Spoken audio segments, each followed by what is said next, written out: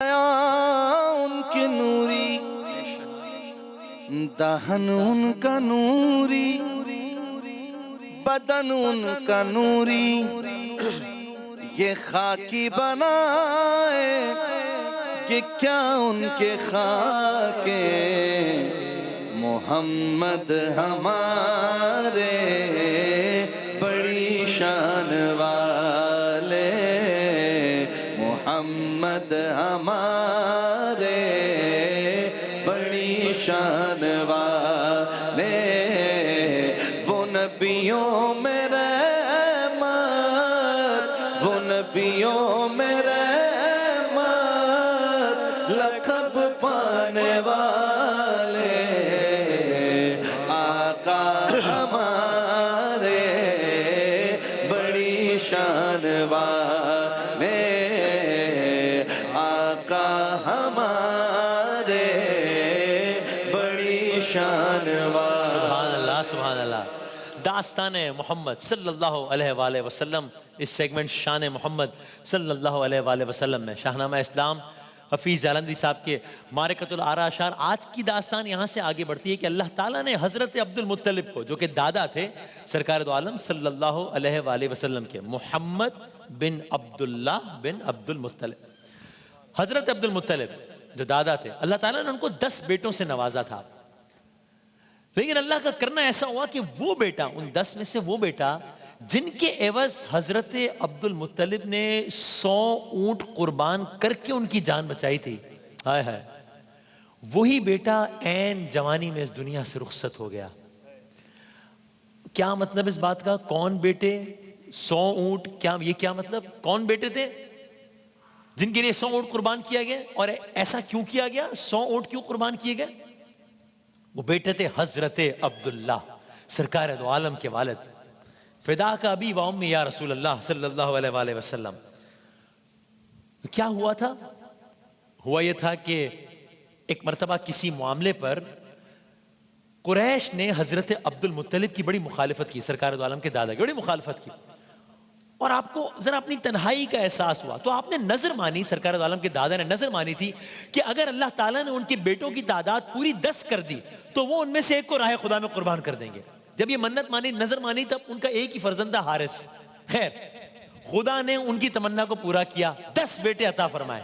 اب اپنی نظر کا خیال آیا اب کہا کہ اب تو کسی بیٹے کو اللہ کی راہ میں قربان کرنا ہے. طے ہوا قرعہ ڈالا جائے گا جس کا نام نکلے گا اس کی قربانی ہوگی. قرعہ ڈالا گیا. نام کن کا نکلا؟ حضرت عبداللہ کا سرکار دو عالم کے والد کا نام نکلا کہ انہیں قربان کیا جائے. قصہ مختصر جب حضرت عبداللہ کا نام لکھا سب جمع ہو گئے کہ نہیں عبداللہ کی قربانی نہ کی جائے عبداللہ کی قربانی نہ کی جائے. تو پھر کیا کیا جائے؟ طے ہوا کہ ان کے عوض اونٹوں کی قربانی کی جائے. اونٹوں کا مطلب ہے کہ ایسٹ بہت بڑا ایسٹ اس زمانے کا ایک اونٹ بھی ایسٹ تھا. طے ہوا کہ اونٹوں کی قربانی کی جائے. مجبور ہو کر حضرت عبد المطلب نے حضرت عبداللہ کے بالمقابل 10 اونٹوں کے نام پر قرعہ ڈالا. تو اب قرعہ ہو رہا ہے کہ حضرت عبداللہ کا نام ہے اور 10 اونٹوں کا قرعہ ہے کہ اب دیکھتے ہیں کس کا قرعہ نکلتا ہے. قرعہ نکالا قرعہ حضرت عبداللہ کے نام کا نکلا. پھر اونٹوں کی تعداد بڑھائی گئی 20 اونٹ پھر یہی ہوا 30 اونٹ 40 اونٹ. ہر دفعہ قرعہ حضرت عبداللہ کے نام کا نکل رہا تھا یہاں تک کہ جب اونٹوں کی تعداد 100 کے قریب پہنچی اب قرعہ اونٹوں کے نام نکل آیا اور پھر 100 اونٹ قربان کیے گئے. تو لیکن ان سب کے بعد حضرت عبداللہ کا انتقال عین جوانی میں ہو گیا. تو بڑے مضطرب ہوئے حضرت عبد المطلب کہ یہ تو میرا وہ بیٹا تھا. اب سنیے حفیظ جالندھری صاحب نے کن خوبصورت الفاظ میں اس سارے واقعے کو سمویا ہے اور اس ساری داستان کو آگے بڑھایا ہے. بھائی تھے عبد المطلب کے بیٹے پوتے اور 10-12 تھے عبد المطلب کے بیٹے پوتے اور 10-12 پھلا پھولا نظر آتا تھا اپنا خاندان سارا. اگرچہ بیٹوں کے نام اگرچہ بو لہب عباس حمزہ اور ابو طالب سبھی زندہ تھے عبداللہ کا غم تھا مگر غالب. سب زندہ تھے، لیکن حضرت عبداللہ چلے گئے تھے تو بہت بہت مضطرب تھے اس بات پہ حضرت عبد المطلب. اگرچہ ابو لہب، عباس، حمزہ اور ابو طالب سبھی زندہ تھے، عبداللہ کا غم تھا مگر غالب. جوانی کے دنوں میں دادا نے، سرکار کے دادا نے جوانی کے دنوں میں ایک نرالا خواب دیکھا تھا. کیا دیکھا تھا؟ درخت نسل ہاشم اس قدر شاداب دیکھا تھا. کتنا شاداب؟ ارے کہ اس کے سائے میں دونوں جہاں معلوم ہوتے تھے. بھائی مکان و لا مکان، بس دو ٹہنیاں معلوم ہوتے تھے. وہ عبداللہ کو اس خواب کی تعبیر سمجھے تھے. حضرت عبد المطلب، حفیظ جالندھری کہنے کہ ان کا خیال یہ تھا کہ یہ جو میں نے خواب دیکھا تھا اس کی تعبیر حضرت عبداللہ ہے، لیکن حضرت عبداللہ کا تو انتقال ہو گیا ان جوانی میں. تو وہ عبداللہ کو اس خواب کی تعبیر سمجھے تھے، اسی رخ کو کتاب نور کی تفسیر سمجھے تھے. پھر کیا ہوا؟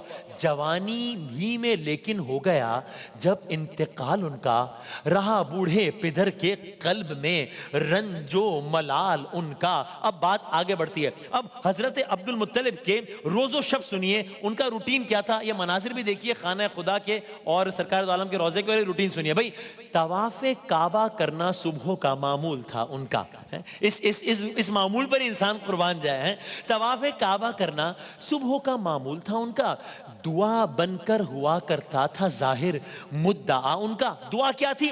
دعا یہ تھی کہ یا رب نعمت موعود مل جائے. نعمت موعود جس کا وعدہ کیا گیا. حضرت ابراہیم نے دعا مانگی تھی نا اور حضرت عبداللہ چلے گئے. دعا یہ تھی کہ یا رب نعمت موعود مل جائے، بنو ہاشم کا مرجھایا ہوا گلزار کھل جائے. اب کیا ہوا؟ یوں ہی ایک روز معمولاً طواف کعبہ کرتے تھے. یوں ہی ایک روز معمولاً طواف کعبہ کرتے تھے، فلک کو دیکھتے تھے اور آہیں سرد بھرتے تھے.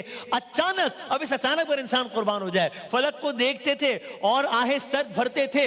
اچانک صبح کی پہلی کرن ہستی ہوئی آئی. اچانک صبح کی پہلی کرن ہستی ہوئی آئی. ارے مبارک باد کہہ کر یہ خبر دادا کو پہنچائی. کیا خبر؟ ارے کہ رحمت نے تیری سوکھی ہوئی ڈالی ہری کر دی، تیری بیوہ بہو کی گود اپنے نور سے بھر دی. ملا ہے آمنہ کو فضل باری سے یتیم ایسا، نہیں ہے بحر ہستی میں کوئی در یتیم ایسا. یا رسول اللہ، ملا ہے آمنہ کو، فدا کا بھی و امی یا رسول اللہ، ملا ہے آمنہ کو فضل باری سے یتیم ایسا، نہیں ہے بحر ہستی میں کوئی. تو اب حضرت عبد المطلب کو یہ خواہش، یہ دعا، یہ خوشخبری پہنچا دی گئی.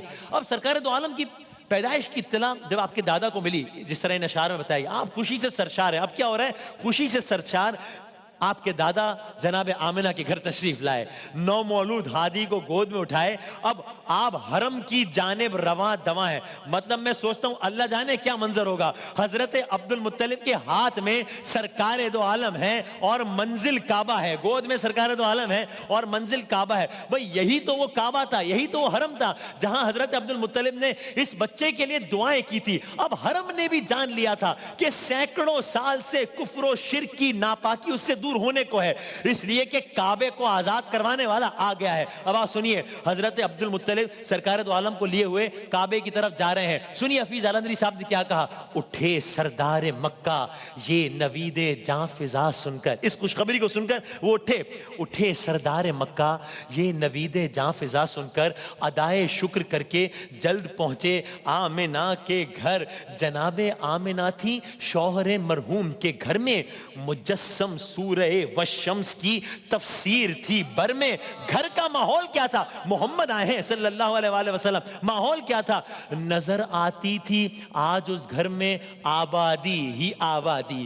نظر آتی تھی آج اس گھر میں آبادی ہی آبادی. انگوٹھا چوستا تھا اس جگہ انسان کا ہادی. اللہ جانے کیا منظر ہوگا. انگوٹھا چوستا تھا اس جگہ انسان کا ہادی. ہنسی آنکھیں، آئے ہائے ہنسی آنکھیں کہ جن سے کلفتیں معدوم ہوتی تھی، یعنی ہر تکلیف دور کر دینے والی آنکھیں. ہنسی آنکھیں کہ جن سے کلفتیں معدوم ہوتی تھیں، فلک کو کچھ سبق دیتی ہوئی معلوم ہوتی تھی. اب کیا ہوا؟ اٹھایا گود میں دادا نے عالی قدر پوتے کو، دکھانے لے چلا حق کا مقام صدر پوتے کو. کعبہ حضرت عبد المطلب جا رہے ہیں، سرکار دو عالم گود میں. راستے میں کیا ہو رہا ہے بھائی شجر رستے میں استادا ہوئے تعظیم کی خاطر, حجر قدموں کے آگے بچ گئے تسلیم کی خاطر. کیوں بھائی طواف کعبہ کرنے جا رہا تھا قبلہ عالم, کعبہ ہمارا قبلہ ہے نا. جالندری صاحب کیا کہہ رہے ہیں, طواف کعبہ کرنے جا رہا تھا قبلہ عالم کہ جس کی ذات سے حق کی بنائیں ہو گئی محکم. کون کعبہ, کون سا کعبہ؟ وہی کعبہ جو ابراہیم کے ایمان کا گھر تھا, جو انسانوں کے ہاتھوں ہر بتے بے جان کا گھر تھا. بلائیں لے رہا تھا آج گویا گرد پھر پھر کر, بلائیں لے رہا تھا آج گویا گرد پھر پھر کر. ہو اللہ احد کہتے تھے بت سجدے میں گر گر کر, ہو اللہ احد کہتے تھے بت سجدے میں گر گر کر. اب یہاں سے حضرت عبد المطلب واپس گھر پلٹے. اب جب واپس آئے یہاں سے ہو کے عبد المطلب فی الفور گھر پلٹے, خدا سے خیر و برکت کی دعائیں مانگ کر پلٹے. امانت آمنہ کی آمنہ کے بر میں پہنچا دی, غلاموں لونڈیوں نے اس خوشی میں پائی آزادی.